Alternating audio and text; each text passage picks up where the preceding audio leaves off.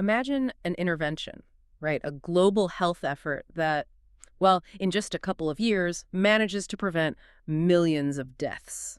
It sounds almost too good to be true, doesn't it? Exactly. And adds millions of years back to people's lives. Yet, when we dig into the COVID-19 vaccines, that's apparently the kind of scale we might be looking at. So today, on the deep dive, we're really trying to cut through all the chatter and get into what seems to be the most thorough global look at vaccine impact so far. Yeah, there's been a lot of analysis, but this one's different. We're focusing on this pretty significant study. It was published in JAMA Health Forum, came from a big collaboration, Universitat Católica and Stanford University. A strong team behind it. And our goal here, for you listening, is that by the end of this, you'll have a really clear data-backed picture of how these vaccines actually helped globally. And maybe find out some surprising things about who really got the most protection. Right. The specifics are quite interesting. So let's jump in. Let's start with those big numbers, the headlines. This study throws out some, well, frankly, massive figures. They estimate about 2.533 million deaths were prevented worldwide between 2020 and 2024. 2.5 million. It's a staggering number to even comprehend. And they put it in perspective, too. Roughly one life saved for every, 5,400 doses given? That's the calculation, yeah. It helps frame the efficiency, I suppose. But it wasn't only about preventing deaths, was it? It's also the years added back to lives. Exactly. That's another crucial dimension. They estimate something like 14.8 million years of life gained globally. Wow. Nearly 15 million years. Which breaks down to about 1 year of life saved for every 900 doses or so administered. Okay, so those are the big numbers. What's really fascinating, I think, is just the human impact behind those figures. Absolutely. Yeah. And it's worth pointing out, this study is seen as being, substantially more conservative than some earlier calculations. More conservative? How so? Well, some previous estimates focused heavily on the very early phases, maybe using different models. This one takes let's say, a more measured approach across the whole period, including Omicron. Okay. But even with that conservative lens, it still shows quite clearly a really important overall benefit from the vaccines across that whole time frame. So even the cautious estimate is showing a huge positive impact. That's the key takeaway. It reinforces that the effect was profound, regardless of the specific calculation method. Okay, so connecting that context then to the specifics, how did this actually work? How are these lives saved according to the study? Right, the mechanics of it. Well, the study points out that the vast majority, something like 82% of the deaths prevented. 82%. Yeah, happened when people got vaccinated before they actually encountered the virus. Pre-infection immunity. So prevention was really key, getting the shot before getting sick. Precisely. And here's another really interesting piece. A huge chunk of that, 57% of the prevented deaths, actually happened during the Omicron wave. During Omicron. But wasn't Omicron supposed to be, better at evading vaccines? That was the concern, yes. It had significant immune escape properties. But this data suggests that even then, the vaccines were still playing a massive role in preventing death. It really underlines the strategic importance of getting vaccines out before waves hit. Proactive vaccination. And it shows the vaccines weren't just a one-trick pony for the original strain. Exactly.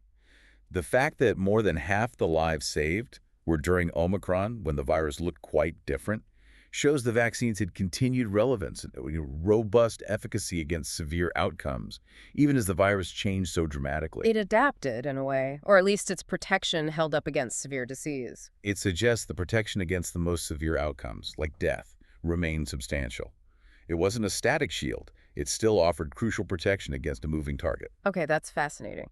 Now, let's shift gears a bit to the who. Who actually benefited the most? The demographics. Right, and this is where the findings get incredibly specific. The study really drills down here. It says, 90%, 90 of the prevented deaths were people aged 60 or older. 90%, Yeah. An overwhelming majority. And similarly, for the years of life saved, 76% also involved people over 60. Again, heavily skewed towards the older age groups. And when you contrast that with younger groups, the numbers are tiny. Children and adolescents, like 0.01% of lives saved. Practically negligible in the grand scheme of prevented deaths. And a 0.1% of life years saved for them, then young adults 20 to 29. Also very small, 0.07% of lives, 0.3% of years. It's a stark difference. And maybe a bit surprising for some people in long-term care facilities only accounted for about 2% of the total lives saved. Which might seem counterintuitive initially, but it highlights that the broadest impact was in the general elderly population, not just those in specific high-risk settings. So what does this age breakdown really tell us then? Well, if you connect it to the bigger picture, it strongly suggests the vaccine's primary, most powerful protective function was shielding the most vulnerable. The elderly population. Exactly. Those who were, typically more fragile and at much higher baseline risk of severe COVID-19 and death. So it acted almost like a targeted shield for the most at-risk group, even though it was rolled out broadly. That's a good way to put it.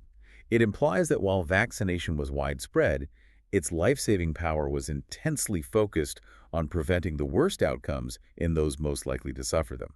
It really reframes where the most significant gains were made. Okay, given that really clear protective effect for older people, it makes you wonder about the study itself. What makes this one the one to trust? Why is it considered, the definitive analysis? That's a fair question, and it comes down to several factors that make it stand out. Like what? Well, first, its scope. It's genuinely global. It uses worldwide data, which is actually quite rare for this kind of detailed analysis. Okay, global scope. What else? Second, it specifically covers the entire Omicron period, up to early 2024. As we mentioned, Omicron was a game changer, and many earlier studies sort of stopped before or partway through that wave. Right, so it captures that whole evolution. Precisely. Third, and this is quite distinctive, it calculates years of life saved, not just lives. That gives you a much richer sense of the impact, beyond just a simple mortality count. More nuance. Definitely. And finally, and this is key for its credibility, the researchers state it's based on fewer assumptions about how the pandemic would have unfolded without vaccines, compared to some earlier models. Fewer assumptions means more reliance on actual data. Essentially, yes. Their method involved comparing the actual real-world population data, what really happened, with a carefully constructed model of a scenario where no vaccination took place. Ah, like a what-if scenario. Exactly, counterfactual. The difference between the real world and the no vaccine model gives you the estimated impact. The team, Professor Boccia, Dr. Pizzullo, Dr. Cristiano, and Professor Ioannidis used this rigorous comparison.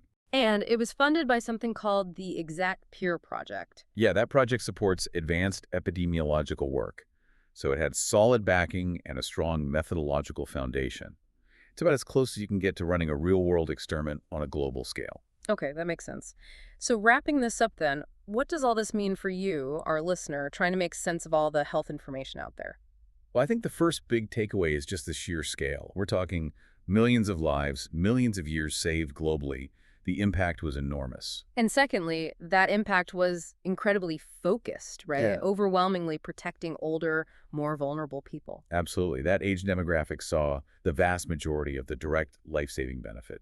And third, this specific study gives us a really solid, comprehensive, and perhaps more conservative estimate of that impact using robust methods. Right. It provides a strong, evidence-based picture. So hopefully this deep dive gives you a clear understanding of this major global health event based on the data without, getting lost in the noise. Helping you feel well-informed on this specific aspect. And maybe a final thought to leave you with, something to consider. Given how clearly this study shows the impact varying by age and even by the period of the pandemic like Omicron, how might that kind of detailed understanding influence future public health decisions? That's a crucial question, especially when you think about global health equity. Right. Disparities in vaccine access around the world, different population structures. Exactly. Could this knowledge lead to more targeted, maybe more efficient strategies in the future, knowing where the biggest impact lies? Something to definitely think about. What strategic shifts might this kind of data inspire? We'll leave you with that thought until our next deep dive.